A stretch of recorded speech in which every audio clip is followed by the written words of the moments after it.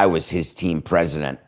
I helped him extend his career for 3 years when no other team was going to sign him, but we wanted to see whether or not there was an opportunity for him to be our fourth outfielder, what it would be like. Would he be interested in being a fourth outfielder? Would he be interested in helping young players realize what it is to prepare and to win? Ichiro walks out, he sits down. He's wearing a suit. He doesn't wear a suit. I'd never seen him in a suit before. Even all of the dinners and all of the charity things, all the things he does when he gets called by the hall. And Ichiro, you see, is a fashion icon. He's not someone who just sort of fits in. He has his own style. The uniform of the day was a suit and tie. Ichiro sits down. Everyone had been guessing what the order would be because they keep it secret. What will be the order of induction, people would ask. And the answer was always the same. We don't know, except Ichiro will be last. So we knew that Ichiro would be last, and Ichiro had his speech in his hand and knew for 2.5 hours he would be sitting there with nerves, sitting there with anticipation, sitting there making sure that he wanted it to be perfect. He was practicing a speech in a second language because Ichiro spent his career speaking Japanese to you and speaking English to people inside the clubhouse. Always the secret, but he could speak English. But he wanted to make sure during interviews that he could express himself in the perfect way. And in order to do that, you have to do it with your first language, because that's truly when you're fluent, is when you can express your deepest thoughts and you can do it in a way where the listener understands exactly what you're saying. This speech, though, was going to be in English. In an 18-minute and 40-second speech that Ichiro gave, after videos that showed his greatness, reading Ichiro's plaque, thinking, I was a part of that. It was hard not to go through Sundays and Ichiro without thinking the role that I had played. And I was sitting with Mike Hill, and we had been talking all weekend about Ichiro and all weekend about how the signing went, how we got him, what it was like having him. There is something surreal about sitting there watching a speech by Ichiro, and all of a sudden you hear this. And to the Miami Marlins, I appreciate David Sampson and Mike Hill for coming today. Honestly, when you guys called to offer me a contract for 2015, I have never heard of your team.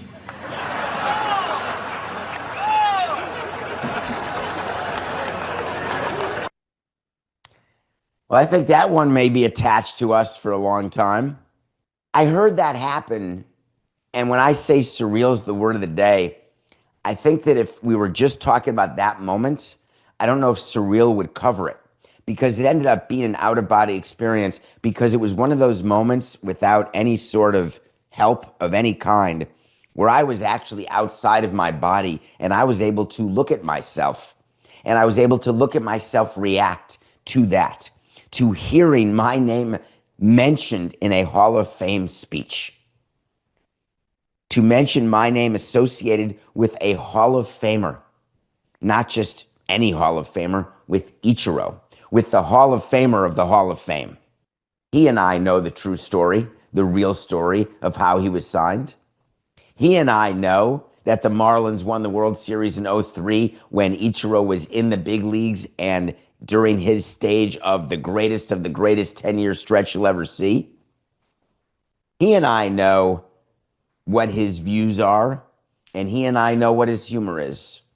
You see, when I had spoken to Ichiro before the ceremony, all I had been told is, I've been practicing, and I hope you laugh. That's all. And I said, of course, I always laugh because you're funny, Ichiro.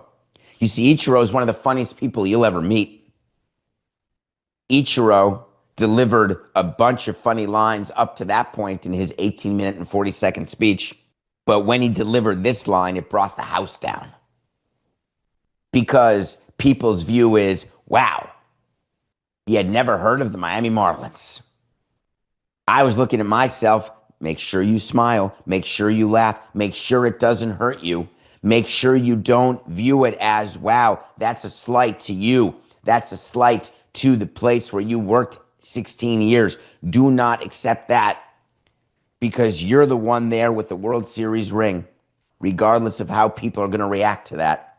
You're the one there who put the team together with Mike Hill, all scouts, all player development, the thousands of people who have worked for the Marlins over the years, over the 2 World Championships. Have this moment, David, not be thought of in any other way than this is surreal. I was just mentioned in a Hall of Fame speech. And sometimes it doesn't work to do that, but yesterday it did. It worked perfectly.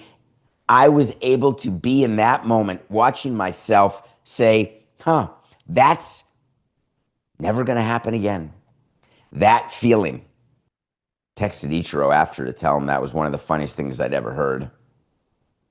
David, do you think that Billy is right in being mad about Ichiro's Marlins joke in Cooperstown? I heard that, Billy, and I want to tell you how I engaged with it sitting there in the heat yesterday, because you hear your name come out and you're just so overwhelmed with gratitude that your name comes out, and then you hear the Marlins joke, and I immediately thought, my God, anything other than that, because that is, you could just tell that people were going to think that that was serious, but it wasn't. We won the World Series in 2003, folks. He was in his prime in 2003. He knew the Marlins, number one. Number two, he faced us. We played against him. Oh, he was terrible against the Marlins. I then had it checked. He was like 8 for 40 against us. Yeah, he was bad. We had him dead to rights. And believe me, he keeps track of every at-bat. So what I then realized is he wanted to let people know what a funny side he has to go with how important his message was during his speech, which I think is one of the most viral and best speeches I've ever heard a Hall of Famer give.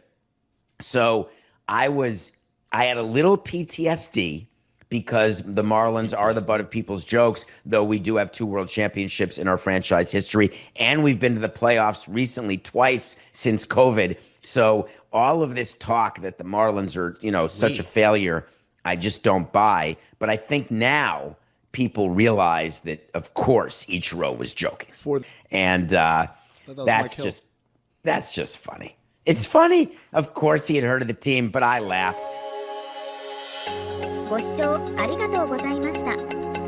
チャンネル登録と高評価よろしくお願いします。